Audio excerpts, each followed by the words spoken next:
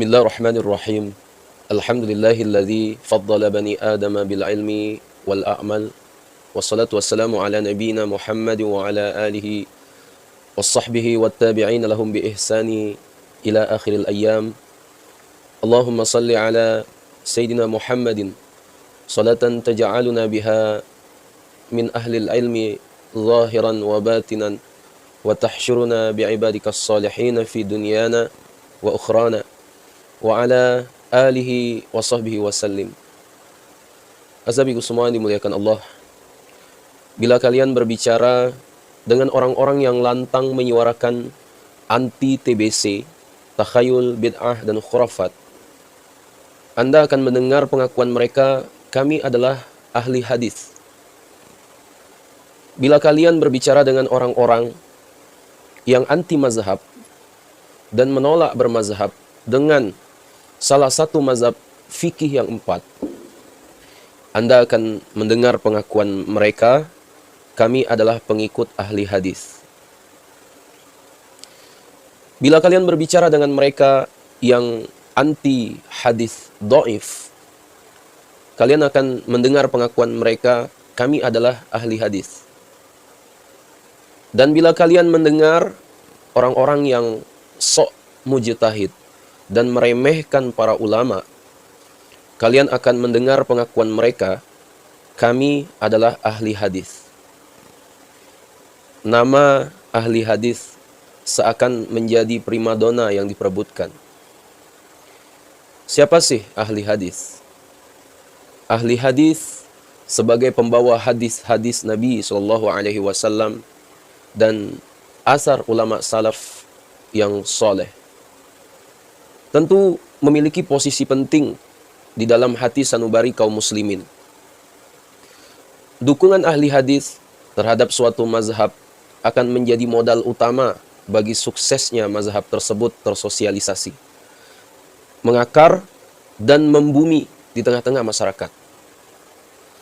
Oleh karena itu, asabiku semua, ketika dinasti Abbasiyah bermaksud mensosialisasikan faham Mu'tazilah di kalangan umat akar rumput, dinasti Abbasiyah memaksa ahli hadis agar mengakui dan melegitimasi paham tersebut dengan cara mengintimidasi, hukuman penjara, penyiksaan, dan eksekusi terhadap ahli hadis yang menolaknya. Sehingga lahirlah tragedi sejarah yang disebut dengan Mihnatul Quran, ujian para ulama tentang kemakhlukan Al-Quran, dengan korban beberapa ulama hadis yang disiksa, dipenjara, dan dibunuh. Dinasti Abbasiyah dan ulama Mu'tazilah menyadari bahwa ideologi mereka tentang kemakhlukan Al-Quran, khalqul Quran, tanpa dukungan dan legitimasi ahli hadis, hanya akan menjadi gerakan pemikiran kaum elit yang berada di singgasana langit dan tidak tersentuh kehidupan bumi, menikmati prestis, popularitas, dan privilege. Namun demikian, di sini ada suatu hal yang lepas dari perhatian kebanyakan orang, bahwa ahli hadis sebenarnya tidak memiliki mazhab tertentu yang menyatukan paradigma mereka, baik dalam bidang fikih maupun dalam bidang akidah.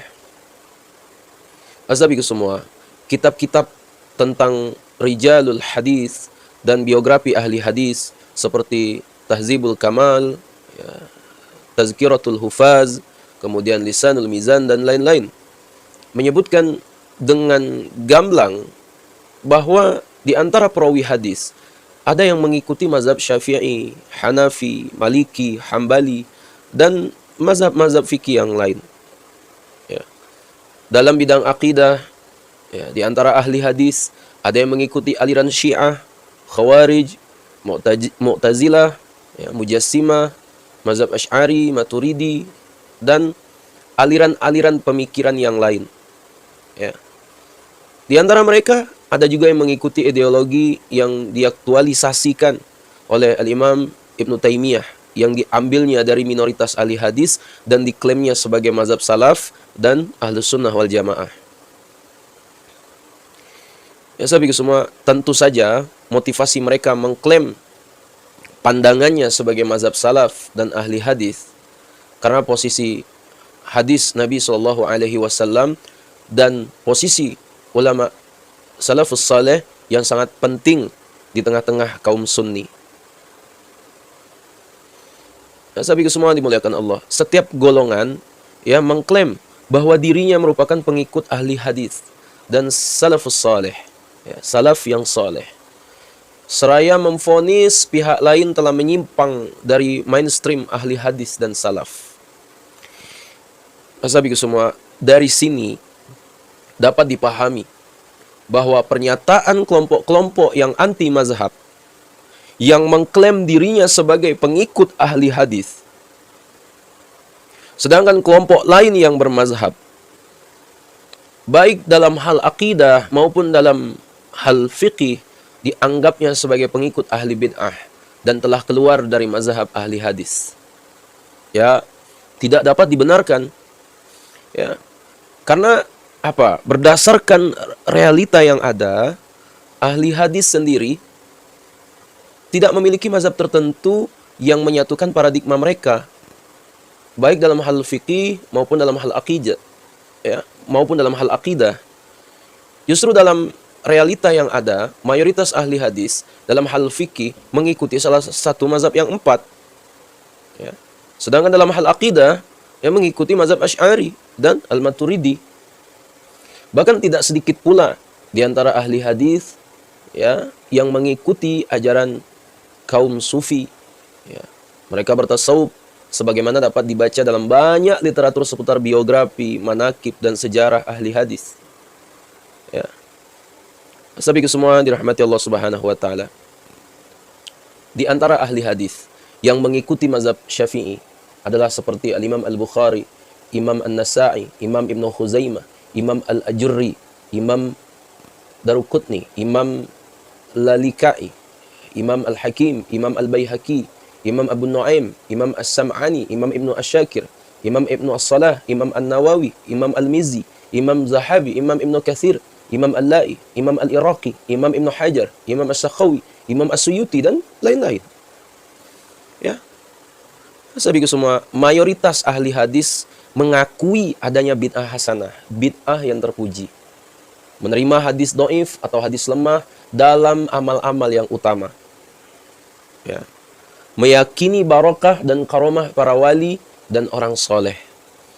Menganjurkan ziarah ke makam para wali dan orang soleh.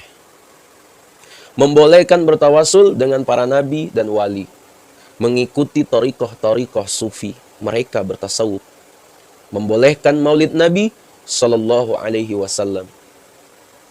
Meyakini sampainya pahala yang dihadiahkan kepada orang yang sudah meninggal dunia. Dan atribut-atribut ahlus sunnah wal jamaah lainnya. Ya.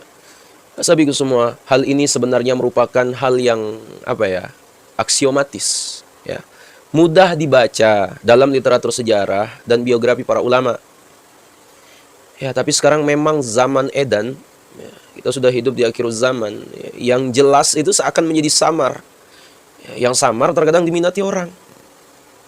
Ya. Ya, sahabatku semua, dirahmati Allah Subhanahu wa taala. Ya, pada video kali ini mungkin itu dapat kami sampaikan.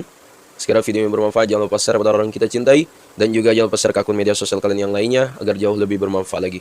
Wallahu a'lam. Assalamualaikum warahmatullahi wabarakatuh.